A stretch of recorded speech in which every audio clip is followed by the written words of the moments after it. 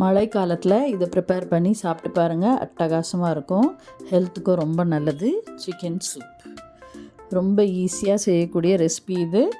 First கடாயை வச்சு அடுப்பை பற்ற வச்சுக்கோங்க.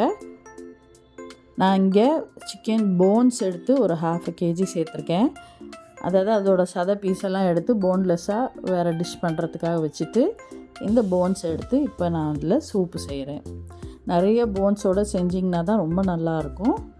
இப்போது 2 வெங்காயம் இதோட சேர்த்துக்கலாம். நல்லா மெலிசாக ஸ்லைஸ் பண்ணி சேர்த்துக்கோங்க. அப்புறம் 2 தக்காளி நம்ம சேர்த்துக்கலாம். இப்போ இந்த சிக்கன் சூப் கோல்டு பிடிக்கிற மாதிரி இருக்குது, உடம்பு கொஞ்சம் ஒரு மாதிரி ஃபீவரிஷாக இருக்குன்னா இந்த சமயத்தில் சாப்பிட்டோன்னா ஹெல்த்துக்கும் ரொம்ப நல்லது, உங்களுக்கு உடம்பும் சரியாக போகும். இப்போ கொத்தமல்லி கீரை காம்போடு சேர்த்துருக்கேன். இப்போ 2 டேபிள் ஸ்பூன் இஞ்சி பூண்டு விழுது.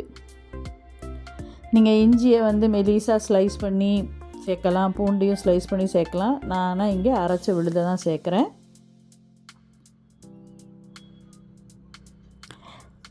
இப்போ நல்லா ஒரு ஹீப்டு ஸ்பூன் மஞ்சத்தூள் சேர்த்துக்கலாம். மஞ்சத்தூள் உடம்புக்கு ரொம்ப நல்லது. அதனால் இந்த சூப்பில் மஞ்சத்தூள் கொஞ்சம் ஜாஸ்தி இருந்தால் தப்பில்லை. இப்போ தேவையான அளவு உப்பு சேர்த்துக்கலாம். அவ்வளோதாங்க இந்த இன்க்ரீடியன்ஸு. இப்போ நல்லா கலந்து விட்டுட்டு நாம் கொதிக்க விடலாம். சூப்போட ஆரிஜின் பார்த்திங்கன்னா 20,000 BCலேருந்து பண்ணியிருக்காங்க. அப்போ இருந்த நியாண்டரல்ஸ்ன்ற அந்த ஆதிவாசிங்க அனிமல்ஸோட போன்ஸை போட்டு நல்லா இந்த மாதிரி பிராத் ஃபார்ம் பண்ணியிருக்காங்க. இப்போ பாருங்கள் கொதிக்குது. 1/2 an hour லோ ஃப்ளேமில் நம்ம அதை கொதிக்க விட்டோம்னா இந்த சூப் ரெடி ஆயிரும்.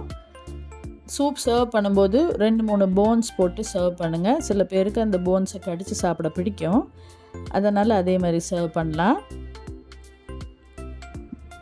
இது ஒரு கப்பில் சேர்த்த பிறகு தேவையான அளவு உப்பு, கொஞ்சம் மிளகு அதை சேர்த்து நம்ம சர்வ் பண்ணோன்னா ரொம்ப டேஸ்டியாக இருக்கும். எப்போவுமே சூப்பை ஹாட்டாக சர்வ் பண்ணுங்கள். நம்ம கோல்டு காஃபுக்கெல்லாம் ரொம்ப நல்லது இந்த சூப். லைக் பண்ணுங்கள், ஷேர் பண்ணுங்கள், சப்ஸ்கிரைப் பண்ணுங்கள்.